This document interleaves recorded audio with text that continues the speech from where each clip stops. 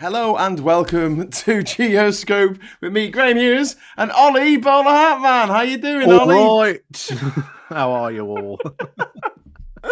So, for one of us to forget that we'd moved the time to 7:30 would be embarrassing. For both of us to forget at the same time, that's pretty mortifying. I was just at the park with my stepdaughter, and I just got back in. When I got your message saying, "Are we doing GeoScope tonight?" And I'm like, "Yeah," and I'm thinking, 9 o'clock, yeah, normal, but no.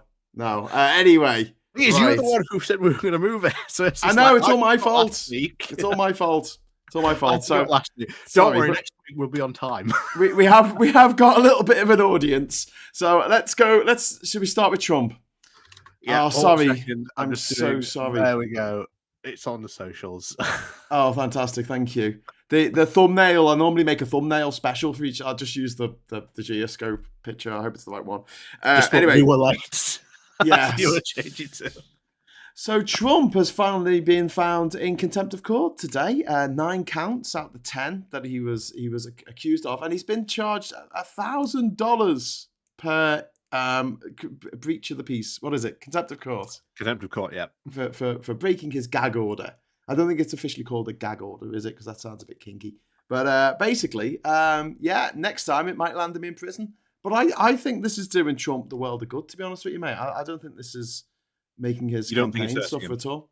No. What did he do? Right. So they don't have court in America on Wednesdays for some reason. Well, because like Wednesday's hump day, you don't really want to be working on hump day. Can't go to court on Wednesday. Yeah.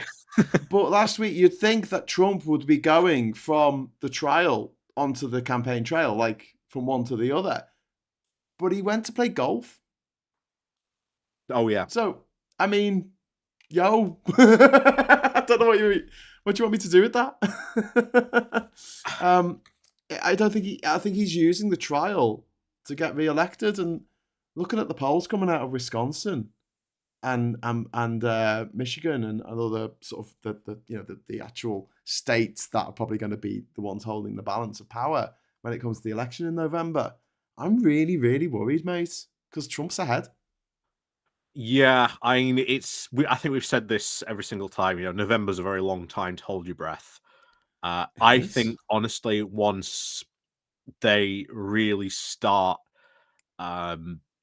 they really actually start the proper process, I think this is where Biden's going to sort of start to edge ahead, because Biden has a lot of achievements he can start talking about, whereas Trump really doesn't have anything. His last presidency wasn't that good. He can claim stuff, but he can't really back it up. There's all the still legal trouble, which he's still going to get caught up in. That isn't going to go over well. And I'm hoping that is going to be the effect that he's going to lead him to lose. But you are right. It's just so worrying, the fact that he's there, and the fact that, and he's doing well. 2.2. He's prospering. Do you know what I mean? If he was doing badly, if he was flailing in the polls and everything, then I'd be like, this is cut and dry. But his mates on the Supreme Court have done him an absolute deal and said, you're not going to go to court this year. And by the time he does become president, it's one thing that he can't pardon himself if he's actually been put in jail in the George case, but he can stop the Department of Justice going after him. He can stop that investigation dead. He can stop the court case dead when he's president. Yeah. This happened when Trump first went into office. There was about over 100 different court cases following Trump. Yeah. And they all, obviously, the second he becomes president, they all stop. This is what's going to happen again if he does win. Yeah. Well, this is what the Supreme Court are going to come out with eventually after, they're going to tread water for months and months because they're corrupt, immoral bastards. And they're going to make sure that Trump's in a position where he's not going to have to face trial until he's president. And they're going to say, hey, no, the president's not above the law. But when you are when you're actually in the office of the presidency, then you can't actually be put on trial for anything at that time. You have to wait till you're not president anymore, which is standard practice in a lot of countries. And honestly, it is the worst idea I could possibly imagine, because what incentive is there for your Idi Amins of the world and your Robert Mugabes to give up, and then your Pol Pots to give up power? Like, that as soon as you give up power, You'll end up like Slobodan Milosevic. You'll end up like, General Gaddafi. Colonel. He never got that far. He just made fried chicken. Colonel Gaddafi. You'd end up, getting beaten to death at the side of the road because it's, I guess, more legal then once you're not the president. But I'm really, really worried, Ollie. I'm just, it's not great, is it? No, it's not, and I am there with you. It's, we were here in 2016, the exact same thing. Trump's not going to win. It's going to be easy. It's going to be, single one slide slides straight into, victory with, Hillary Clinton. Of course, that's not what happened. Yeah. But we saw 2020. I do have hope. Obviously, I hope Trump's going to lose. But the problem is, and I will say it now. The problem is, it's not zero. That's the big problem. Yeah, the chances of him winning are not zero, and it's not comfortable with that percentage point not being zero. Essentially, we've got a super chat. One of the first one's quite frivolous. Thank you very much to Pulinator. Urgent question: Where's the bowler hat, man? Where's your bowler hat, Ollie? This is going to happen every time you do an episode or something without your hat on. There you go. Try and balance my book on my but Google Meet makes it disappear. The other one is a bit more serious. It's Sarah. Thank you very much for the super chat, Sarah. I'm done. Even Kira's turned on trans people. And this is the interview that Keir Starmer did today with Richard Madeley, the bloody Alan Partridge in person. And in it, he said that, we need to have single sex wards and he just... He was questioned on this whole thing of like, you were told off for saying, you said to, what's her name, Rosie Duffield, who's a Labour MP, who's a massive transphobe, and she said that only women have uteruses, and you admonished her for that. Do you feel like you shouldn't have done that? And he wouldn't answer the question. He's scared to around. Well, of course, only women. And he should have been. It's so frustrating because Labour, like, they are better than the Tories, obviously. This could have been just such an easy way. But their comms are so bad. Like, it just, when we're doing stuff like this, when we're doing like Morning Brew or Labour Social on here, the Labour Social, we've got more viewers than people watching Talk TV on YouTube. Talk TV, the Rupert Murdoch organ has now moved to the internet. It's moved to YouTube and nobody's watching it. Like, we get more people watching our shows on Labour Social. And, I'm watching that going, you don't know what you're doing. And I feel the same way about Labour. It's not just the fact that they just don't do anything about digital. Can I just have a go about this? Because otherwise I just want to get it off my chest. Like, they don't have a clue when it comes to social media or digital or getting people out. So I was canvassing today with our Police and Crime Commissioner, Joy Allen, and lots of people said at the door, "Oh, we never see you guys. We only ever see the Lib Dems." Do you know why? Because the Lib Dems have organised and they make sure they've got gangs of people going out, knocking on doors and talking to people. Whereas Labour, like, literally on the day, they'll send out an email saying, "Can anyone make it to this village?" And if I'm like nearby and I'm like, okay, I can give an hour. But like, there's about like 5 of us doing it. It's ridiculous. It's the biggest political party in Europe and there's no one there. But yeah, so Keir Starmer, again, messaging, communication. He's on this show. And instead of saying, what I would say is, well, yeah, only women can have cervixes, but some women don't have cervixes. And there are trans men who have cervixes. There are women who don't have them because they're trans women, and there are women who don't have them because they've had a hysterectomy. There's a lot of things. There's a lot of different... It doesn't make you less of a woman if you had a hysterectomy, does it? And then you turn the question back on Richard Madeley, trying to say that, women who have undergone, treatment for cancer are somehow less than women for some reason. And he could have turned it. Why is he not briefed on this? Why is no one saying to him, this is what you say when this gotcha questions? Can a woman have a penis? No, well, in most circumstances, no. But like with trans women, coming across completely unprepared for this type of for stuff. And I hope they don't end up being tripped over by it, because to be tripped over at this time Sarah of Sarah really, in the really chat bad. there. Sarah's saying she's done. Rachel's really, really upset. Rachel's, she's I said it last week. I think what is needed more than ever. I think we need to see some trans MPs yeah, become sort of get definitely. up there and get into Parliament and start mixing it up But the problem is with now these that people. the But it's too LGBT late now. Unfortunately, it's community is the LGBT community is feeling like they're being attacked from all sides. yeah. India Willoughby as well. She's like, I'm done with Labour.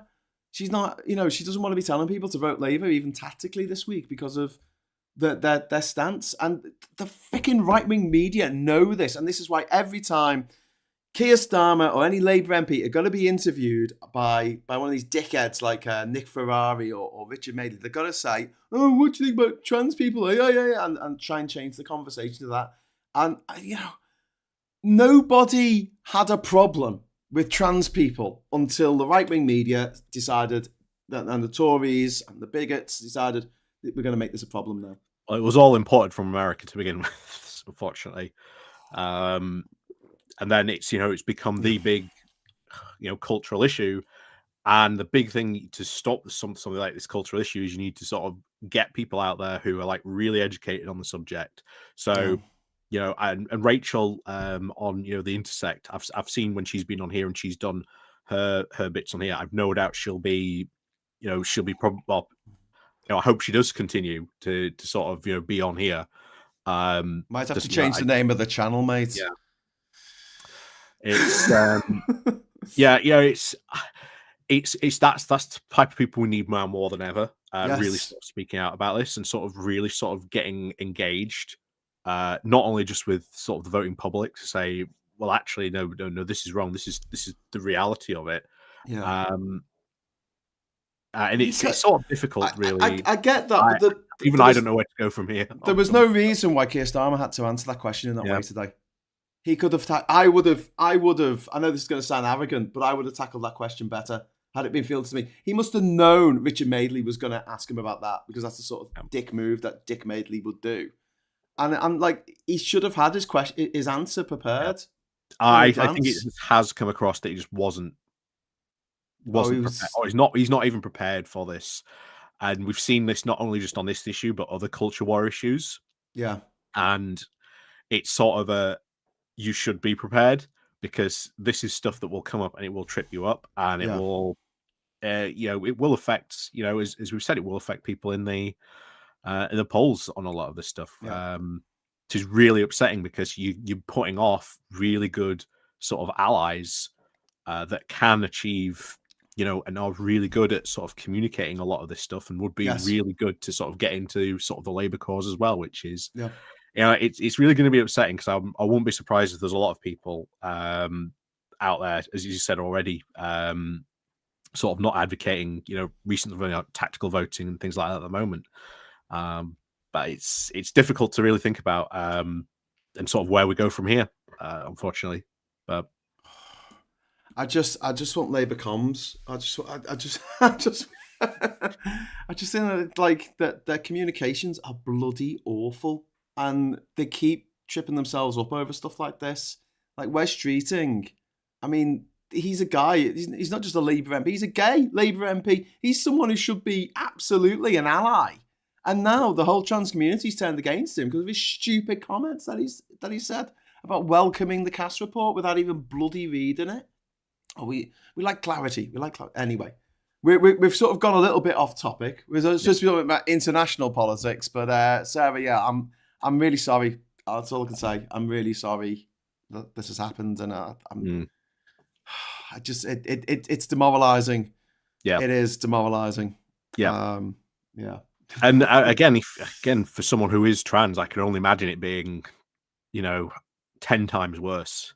Yeah. Sort of hearing that stuff today, especially if you've put a lot of effort into sort of working with people in Labour Party or trying to sort of get people to vote Labour. It must feel like an absolute knife in the back. Yeah, I think it's probably the best way to describe it really today. I agree.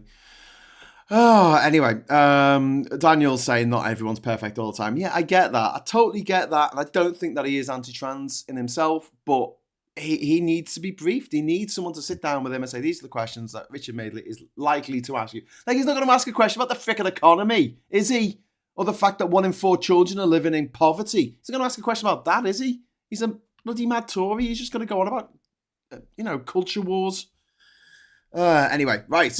Should we get back to Trump? Unfortunately. Yep. Don't really want to. Oh, I'll just live for the day. I don't have to see his horrible little twatty face on every single news site. Every Here's some of the arguments that Trump's lawyers were making to the Supreme Court on this. Yeah, that's what you want to talk about. Go on, tell us. One was pretty much the Trump's lawyer was pretty much asking for complete legal immunity. Yes. It's like for everything. Yeah. For murder. So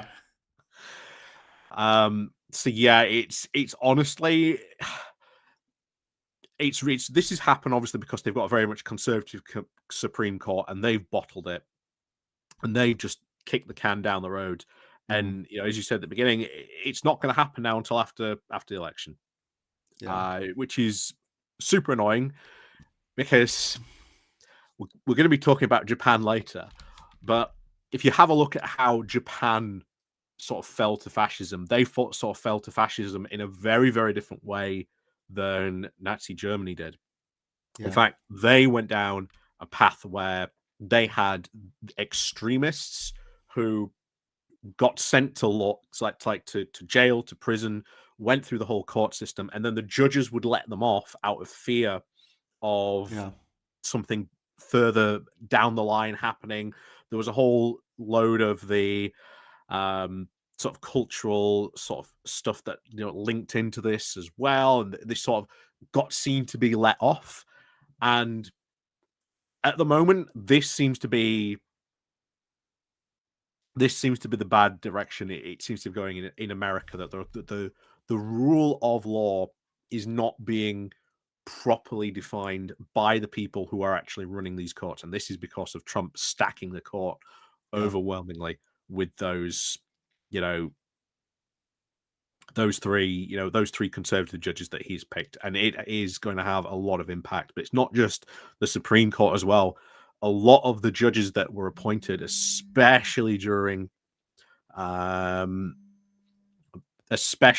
the time of like the lower courts, like not only Trump but Mitch McConnell stacked the lower courts with hundreds of thousands of conservatives.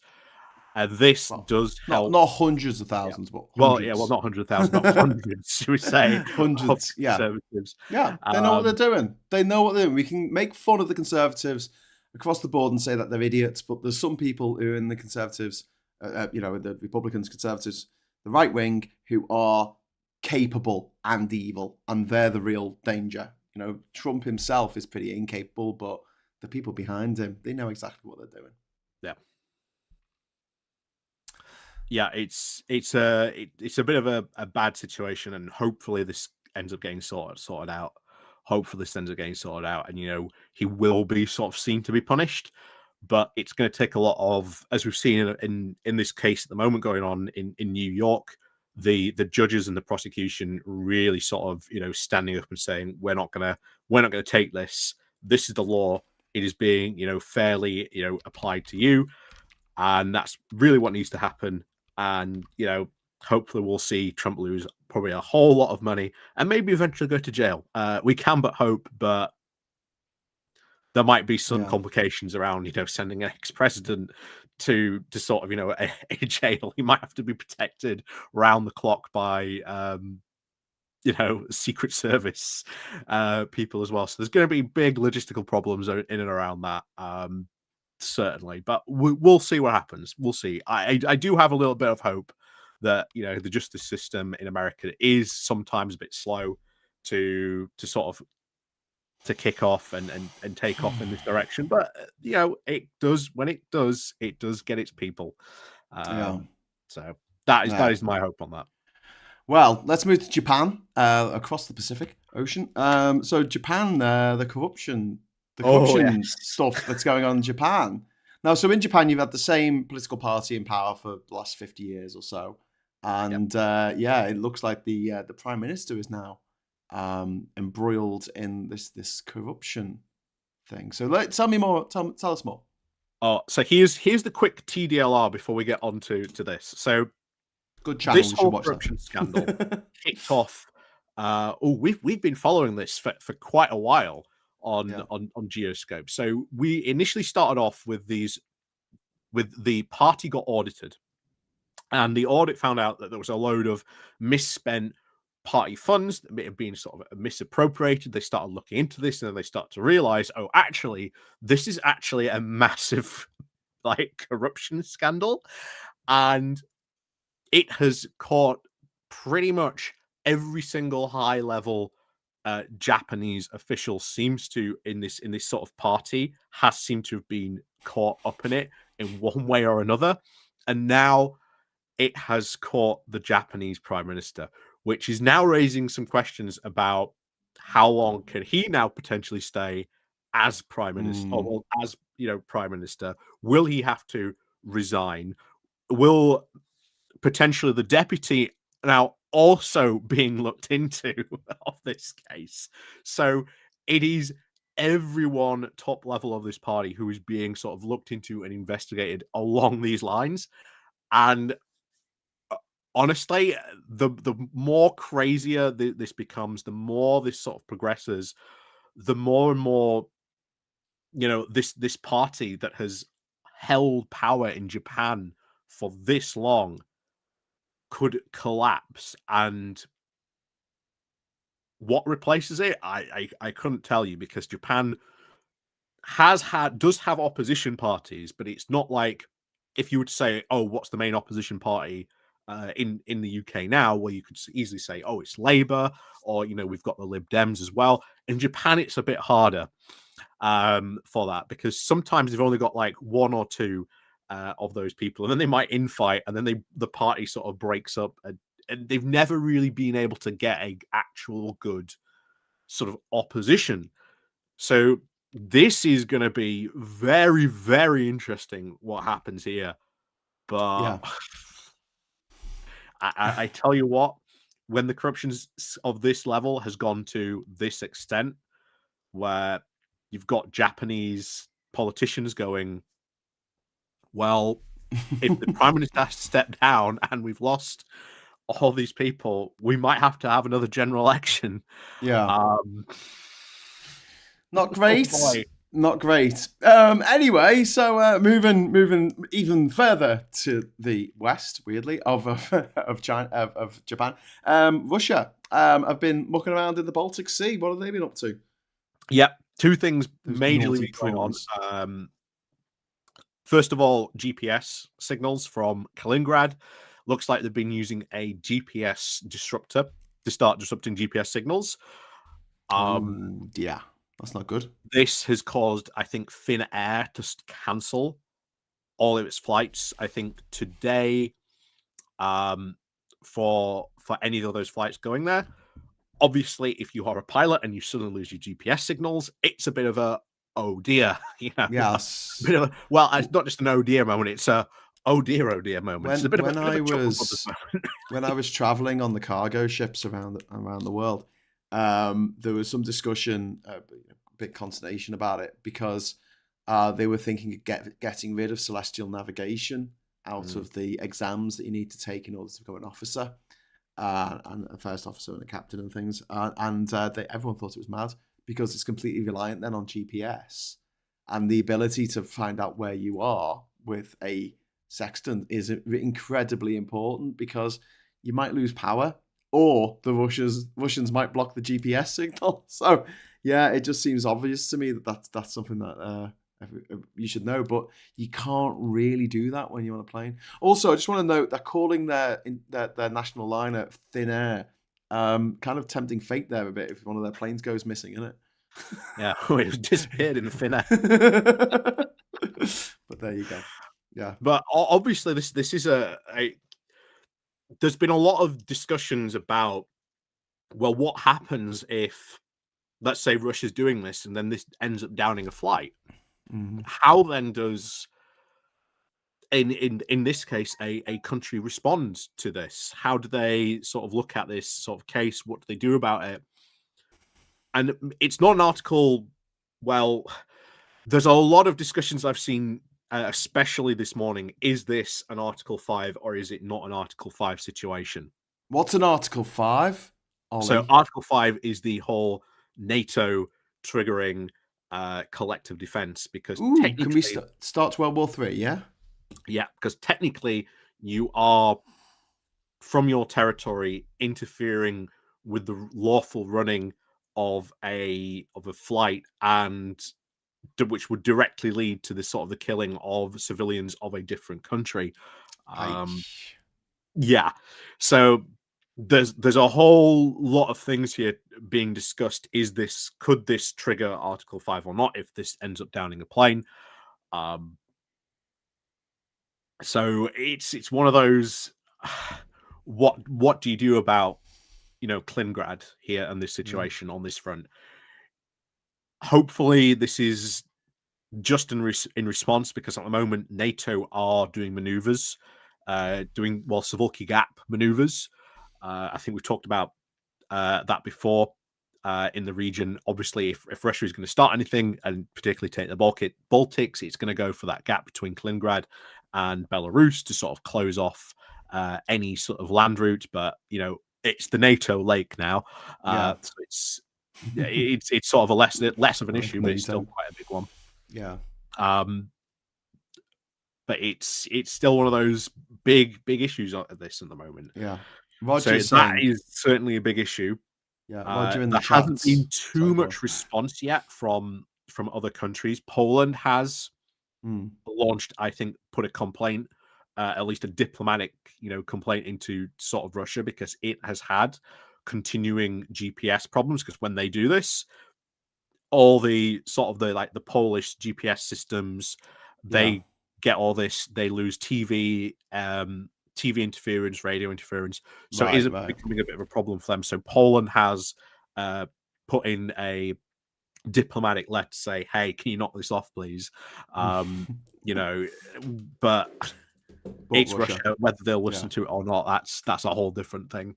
Yeah. So that's one issue in the Baltics at the moment. Yeah. Another issue has been brought up by Sweden. Yeah. So Go on. Russia, turns out, has not been following rules and regulations What? for the proper. Not been following rules and regulations for. No, I the did proper hear you. I was being facetious because I can't believe they're not following proper rules and regulations. I That know. doesn't sound like something Russia's Russia following would rules. do. They're usually all about international, cooperation and cohesion. Anyway, go on. So they have not been following proper rules and regulations for their oil tankers. Yeah. Oh, So this, nice.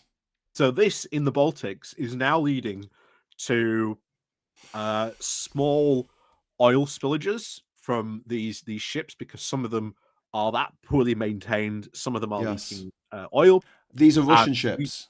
Yeah. Okay, cool. Had a huge row with people on Facebook this week about, because I put something up about the fact that I don't care what they put on, on Facebook with the pro oil memes and the anti-electric car memes. It costs £3 for us to take our car to Liverpool. It's electric. And I'm like, you can't argue with that, £3. So whenever someone put, but electric cars are worse somehow, petrol forever, I just write for £3. And I'll put like a picture of forecourt with the price of fuel at the moment, which is off the charts. Yeah. But yeah, I mean, these they're not the good guys, are they? These Harkonnens in charge of the oil around the world. Like we get most of our oil from Norway, who I suppose are okay, but they're causing a lot of pollution in other people's countries. They like to go on about the fact that they are a very green country, and I think this year 100% of 100% of cars being sold there are electric, which is an incredible feat. But like, they're currently polluting the rest of the planet that they have to share with the rest of us. But yeah, anyway, go on. I just thought, because I've made a point about the fact that when I plug my car in, it's literally delivered. The energy is delivered from the air, plucked out of thin air through a wind turbine into my car at the speed of light.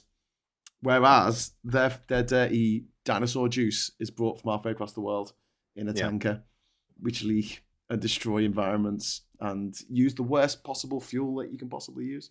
Anyway, sorry, Ollie. Ollie's fallen asleep. Graham, stop So, going on yeah, about oil. obviously this is going to be good, because if you get this, this is going to be a massive, massive ecological disaster in the Baltic. So this has been directly caused by Russia, because again they're not following international sort of shipping standards, rules, regulations on this, and this could cause a bit of a big disaster in the Baltics if this happens. Yeah. Not great. No. Are you all right? Are you doing a Sudoku? Oh no, hold on, 1 second. I'm just going to message someone just quickly. Okay. While you're doing that, and we're going to move on to the next thing, which is about Georgia, because they've been marching for Europe, which is what we used to do back in the day before we got all messed up with Brexit.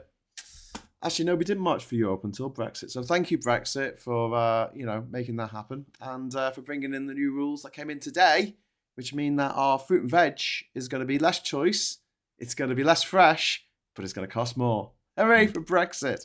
So tell us about this. Tell us about the Georgian marches. Yep. Anti-Russian marches. Georgia, its current government, very sort of pro-Russia. Country, not the state. Yeah, country. Yeah. So Georgia is in a bit of a position where it has got in its constitution that it is going to join NATO and eventually is going to sort of become part of the EU. So it is in its constitution that is the direction that it wants to go in. Now, it has decided, because the current government is very, very pro-Russian, it is going to bring in a very similar war to one that Russia brought in, called the Foreign Agents Act, which essentially, if you are a foreign non-governmental organization, or an NGO for short, and you receive funding from outside of the country, well, then your organization can no longer operate. So this really does cause a lot of problems, especially if you are looking to be part of the EU, because you are going to need, from time to time, people who are not from your country, not going to sort of receive funds as well, not from your country, to do stuff in your country, especially you're going to be part of the EU. So this has caused huge problems with this. Georgia very much wants to be part of the EU. And as a result, this sort of over the weekend and still sort of far at the moment in Tbilisi, capital of Georgia, I think that's how you say it. They have been very, very out there marching, and sort of people of Georgia have been very, very clearly demonstrating we want to be part of the EU. We do not want this law to pass. Hopefully, at the moment, there's steps in the government. The deputy prime minister might veto it. So we'll see what happens on this front. But once again, this was one of the laws that Russia wanted Ukraine to pass, which once again ultimately led to Russia invading Ukraine. So there is another element to this, because remember, Russia's already invaded Georgia once and got a bit of their territory. There's now a worry that maybe once again, after they've that's what I was going to ask. Ukraine, how is there a pro-Russian party running Georgia when Russia literally invaded Georgia in 2008 and annexed a third of its territory? Yep. It's just a phase of that Balkan. Georgia has a lot of, again, Russian ties to sort of Russia. A lot of people. Fun fact: Stalin was born in Georgia.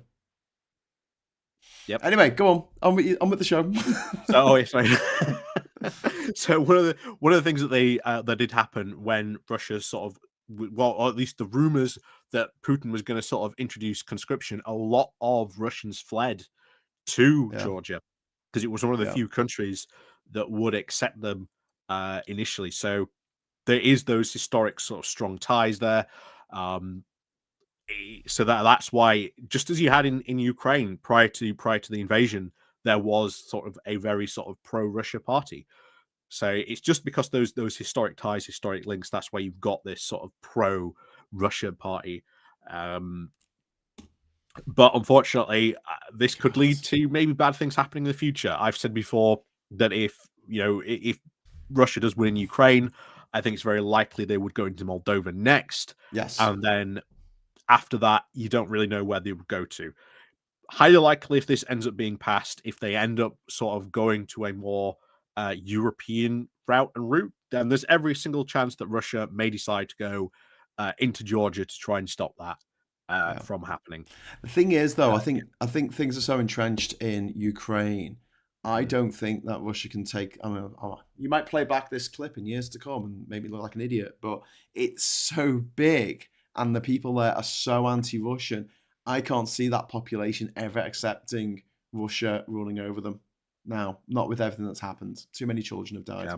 I don't think it will be a war of sort of conquest. I think it will more be this is going to be your government now. Yes, and if you overthrow them and everything, then we'll come back. Yeah, but I think the Ukrainians will not. They just won't stand for it, even if they don't have the manpower, the person power, the capacity to take on the Russians. The insurgency will continue forever. There'll always be a thorn in Russia's side. I can't see it ever, coming to even a standoff. Can we get into the chat a little bit? We got someone talking about the love child of Farage and Suella Braverman. Can you please not put that image in my head? Although someone said Ellen replies with it was Brad who said that. Don't you mean a hate child? Very good. Brad. It was a super chat. Thank you for the super chat, Brad. But thank you for the idea of Braverman and Farage having a hate child. Saying they'll make Putin look like Gandhi. Tim's trying to educate me about physics. He says that the average speed at which electrons travel in a conductor when subjected to an electric field is about 1 millimeter per second. Yeah, I know that, but the actual energy that you get to your thing that you're powering is pretty much instantaneous, which is kind of weird because you think it would be the speed of light, but actually it might be a bit faster than the speed of light because of magnetic fields and such. But we're not going to get into physics right now because we've only got 6 minutes left before we're going to shunt you all over to Maximilian's feed. So let's know if this works when we do it. Fun fact: we in Ukraine also have ambition to join the EU and NATO written into our constitution. That's some facts in the Ukraine. Nice one. Slava Ukraini and all that jazz. There was another one that I wanted to pick up on in the chat there. Stalin the Mad doesn't roll off the tongue so good, I guess, as Vlad the Mad. But also, when we talk about Russia, I think we should just talk about Moscow. Because it's always Moscow, isn't it? It's always the Moscow Empire it taking over other places. The USSR was not, they make it out like it was this community of Commonwealth of Independent States. No, it wasn't. It was all one. Very much all centralized. Iron fist from Moscow, yeah.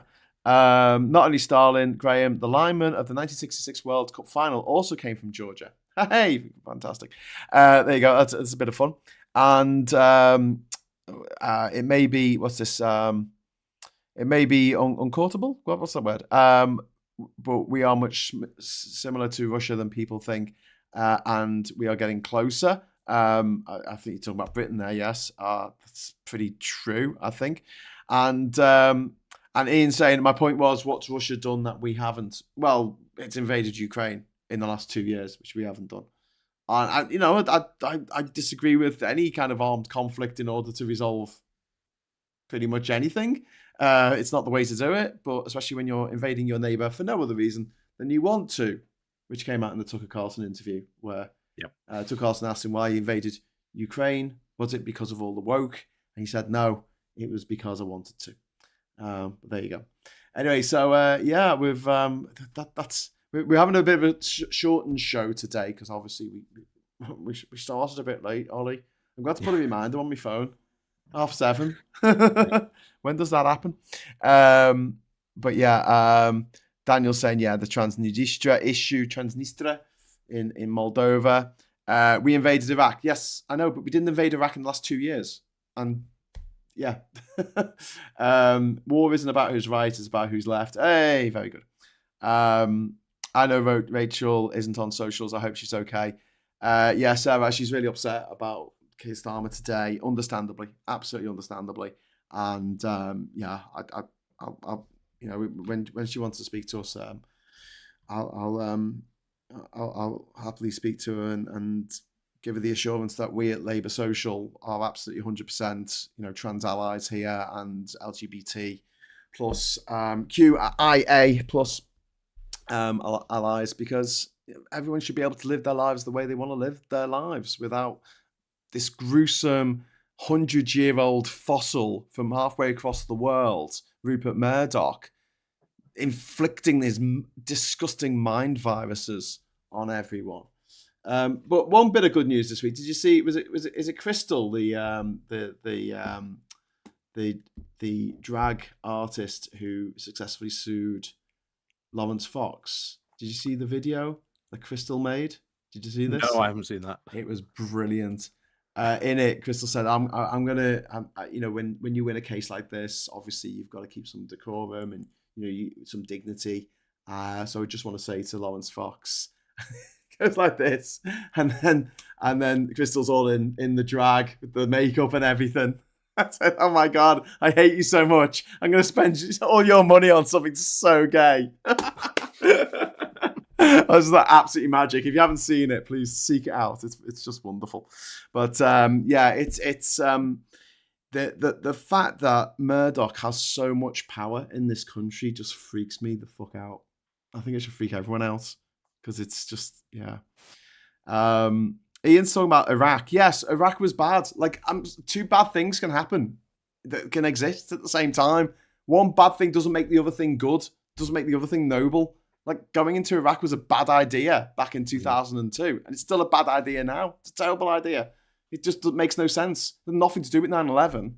And if you're going to try and get rid of the leader of a country, well, there's other ways of doing it other than bombing children and murdering innocent civilians and causing instability. That led to the rise of ISIS, who don't seem to have gone away. They've seemed to have bubbled back up to the surface in recent weeks as well, which isn't great.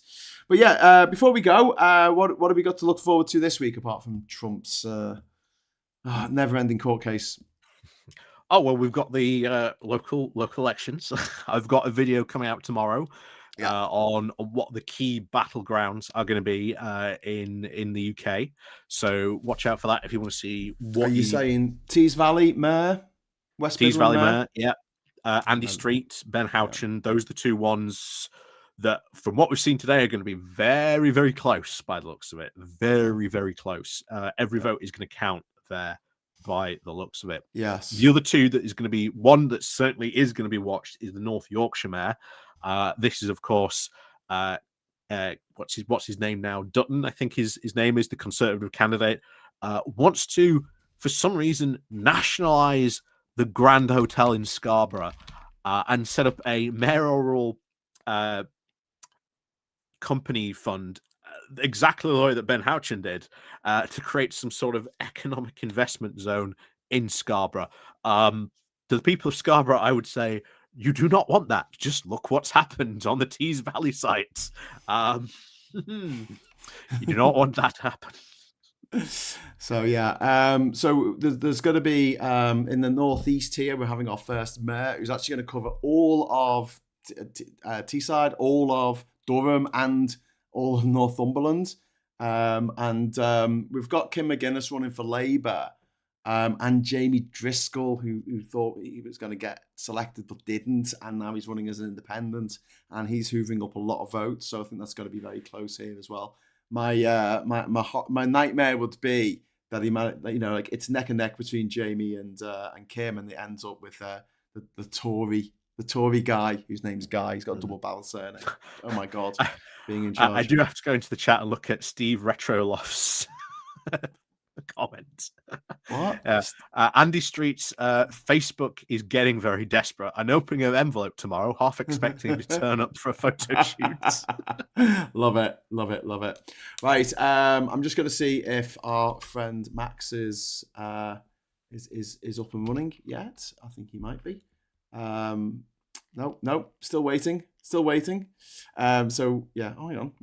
No, he's on. He's live. He's talking. Right, everyone, quick, over to Max's channel. So we're going to wrap up here, and if you stay tuned, hopefully, all being well, you should automatically be redirected to Max's channel, and he's going to be talking about the elections this week. So you should enjoy that. So enjoy Max's, and let him know that we sent you over. Say Graham and Ollie, say hi. And until next time, thank you very much for watching. Thanks for the chat. Thanks for the super chat. Hang in there, and I'll say hello, good evening, welcome, and goodbye.